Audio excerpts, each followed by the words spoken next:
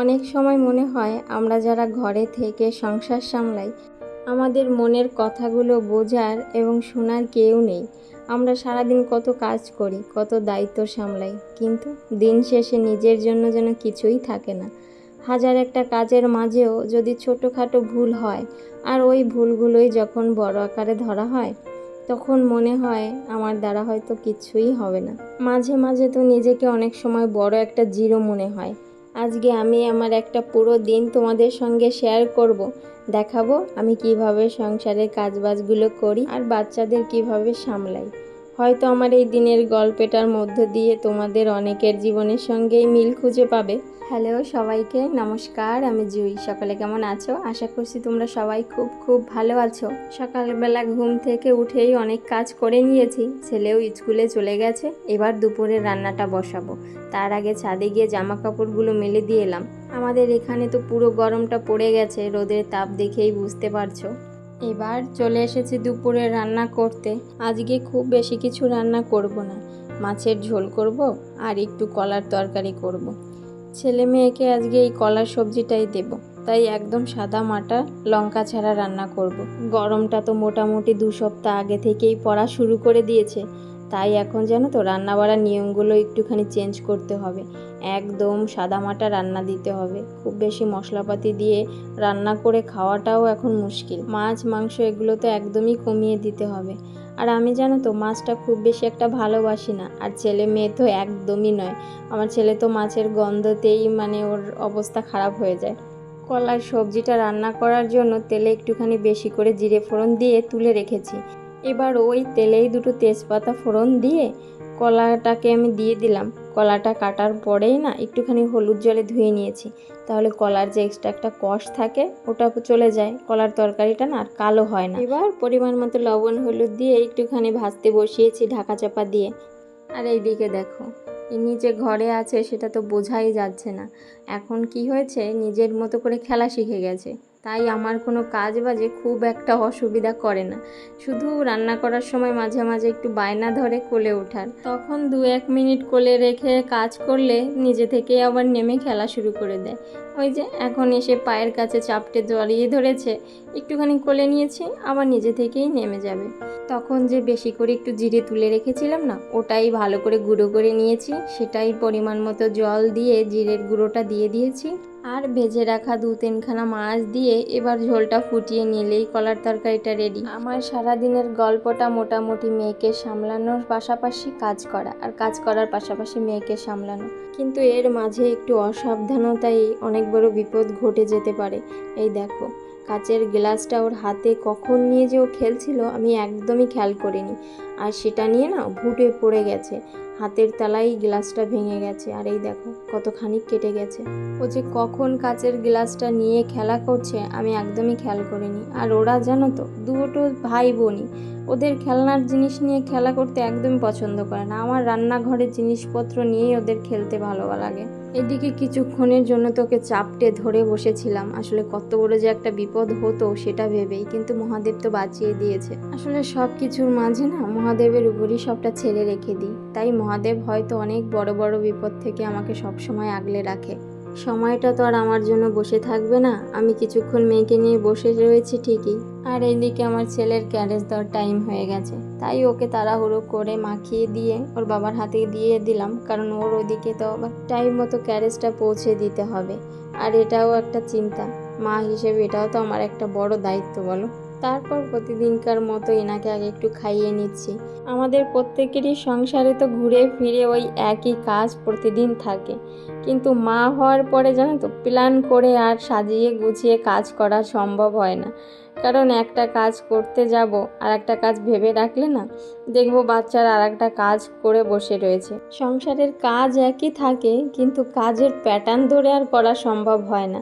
আগের কাজ পরে, পরের কাজ আগে। কিন্তু এর মাঝেও একটা আনন্দ সবসময় কাজ করে, যদি বাচ্চাদেরকে ঠিকঠাকভাবে সময় মতো সামলে উঠে ওদের নিয়মটা ঠিক করে রাখা যায়। চলো, মেয়েকে গল্প বলে খাইয়ে নিয়েছি, এবারও আবার একটু নেমে খেলা করছে, ততক্ষণে আমি রান্নাটা করে ফেলি। বললাম ওই যে কলার ঝোলটা একদম টেনে গেছে, আর না হয় আজকে যেন তো ওই 1 পদই রাখতাম, কিন্তু ঝোলটা যেহেতু টেনে গেছে আর ওটা যেহেতু বাচ্চারাও খাবে, তাই আমাদের জন্য একটুখানি মাছের ঝোলটা করে নেব। 2-3টে কাঁচা লঙ্কা আর 2টো টমেটো পেস্ট করে নিয়েছি। মাছের ঝোলটা একটু আলু দিয়ে করব, তাই 2টো আলু কেটে নিলাম আর বড় বড় 3টে পেঁয়াজ ভালো করে কুচিয়ে নিয়েছি। এবার আলুটাকে একটুখানি তেলে ভালো করে ঢাকা চাপা দিয়ে নরম করে ভেজে নেব। সত্যি বলতে কি, একটা মায়ের সংসারের কাজের কখনো শেষ হয় না, একটা শেষ হলেই আর একটা শুরু হয়। তবুও বাচ্চাদের মুখের দিকে তাকালে সব ক্লান্ত একটু কমই লাগে। যখন বাচ্চা ঠিকঠাক করে খাওয়া দাওয়া করে, একটুখানি সুস্থ থেকে নিজেদের মতো করে হাসি খেলাধুলায় মেতে থাকে। কিন্তু যখন একটু অসাবধানতায় একটা বড়সড় বিপদ ঘটতে যায় বা ঘটে, তখন না নিজেকে একটা বড় অপরাধী মনে হয়। কোনো কাজবাজ সেদিন আর করতে ইচ্ছা করে না। আজকে অনেক বড় একটা বিপদ থেকে যে বেঁচে গেলাম, এটা না কিছুতেই সারা দিনে আমি ভুলতে পারছি না। আর কাজবাজ থেকেও কেমন যেন মনটা উঠে গেছে, কাজবাজ করানো না খুব বেশি একটা এনার্জি পাচ্ছি না। চলো, এদিকে তো তোমাদের সঙ্গে গল্প করতে করতে মাছের ঝোলটা বসিয়ে দিয়েছি। ঝোল তো ফুটেই এসেছে। এবার নামানোর সময় একটুখানি গরম মশলার গুঁড়ো দিয়ে নামিয়ে নেব। আর এই যে বেছিনে থালা বাসন রয়েছে না, এগুলো পরিষ্কার করে নিয়েছি। দুপুরে খুব বেশি কাজ থাকে না, এই দুপুরের রান্নাঘরটা পরিষ্কার করাই বড় কাজ। আর সেটা যখন হয়ে যায়, তখন খাওয়া দাওয়ার পরে শুধু ছেলের জন্য অপেক্ষাও, কখন স্কুল থেকে ফিরবে। বিকেলবেলায় ছেলে মেয়েকে সঙ্গে নিয়ে এসেছি একটু ছাদে। আর ছাদে আসার জানো তো এখন একটা মূল কারণ হয়েছে এই গাছটা। এখন এই গাছের ফুল আসার সিজন, এত সুন্দর মিষ্টি একটা গন্ধ, আর এখন তো একটা মিষ্টি হাওয়াও দেয় বিকেলবেলায়, বেশ একটা শান্তি। আর ছাদে এলে না বাচ্চা দুটো একটু খোলা আকাশ পায়, একটু খোলামেলা পরিবেশ। পাশের ছাদে ওরাও আসে, আমার মেয়ে পাশের বাড়ির ওই ছাদের ওদেরকে ডাকছে। চলো, আর এইদিকে আমরা আমাদের মুচুম্বি লেবু পাড়ছি। এটা কি মুচুম্বি লেবু বলে কি না জানি না, তবে এখানকার লোকেরা বাত্তাকাই বলে, আমি সেটা জানি। গাছটাতে 12 মাস কালই জানো তো ছোট বড় সব সাইজেরই ফল থাকে, তবে সিজনের ফলটা প্রচুর হয়।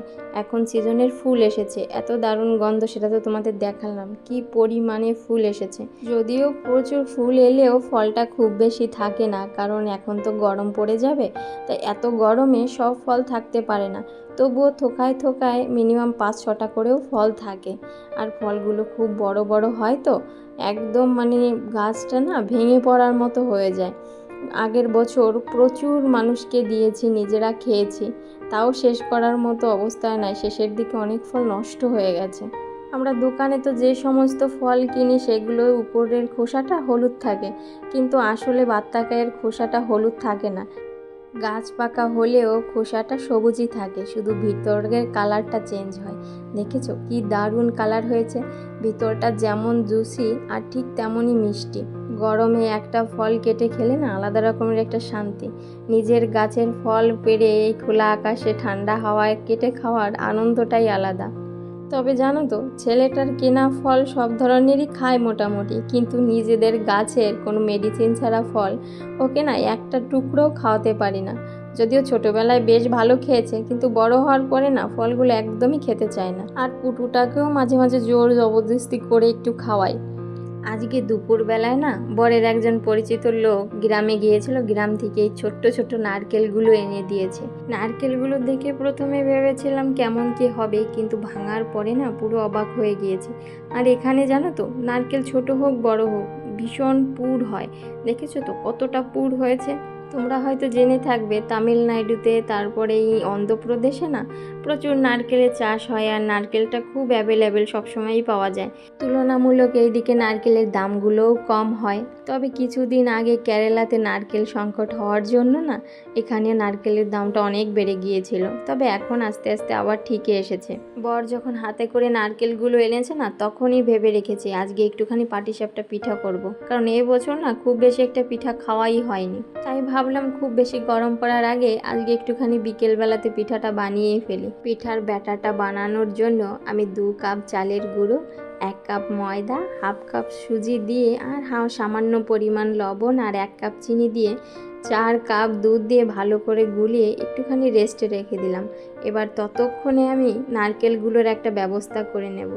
নারকেলগুলো তো মালাটা এত বড় যেটা কুড়িয়ে নেওয়া সম্ভব হচ্ছে না, তাই আমি একটাখানি ওই হাতুড়ি দিয়ে ভালো করে ভেঙে এবার ওর ওই কালো পোর্শনটাকে তুলে মিক্সিতে ভাবছি ঘুরিয়ে নেব।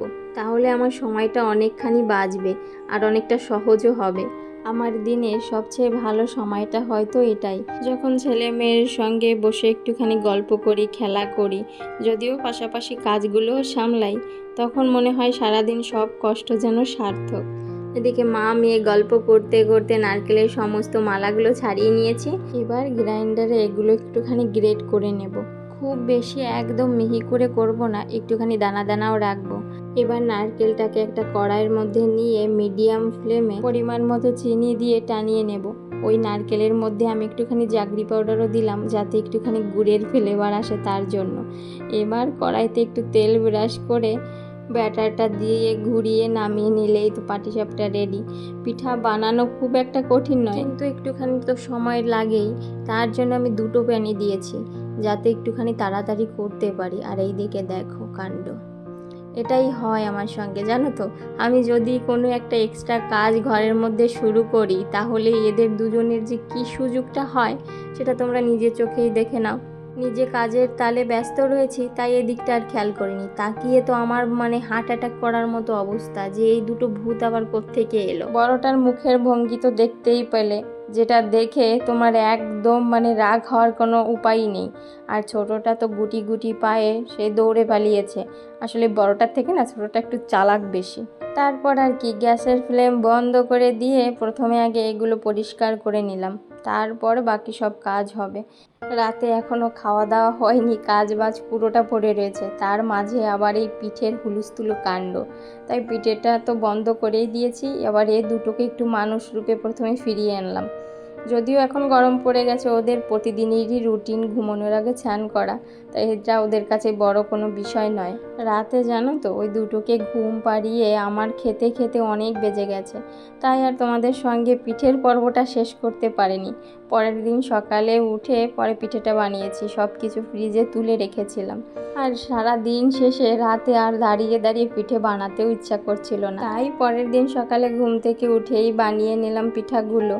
কেমন হয়েছে অবশ্যই কমেন্টে জানিও। এই হচ্ছে সকাল থেকে রাত অবধি আমার দিনের গল্প।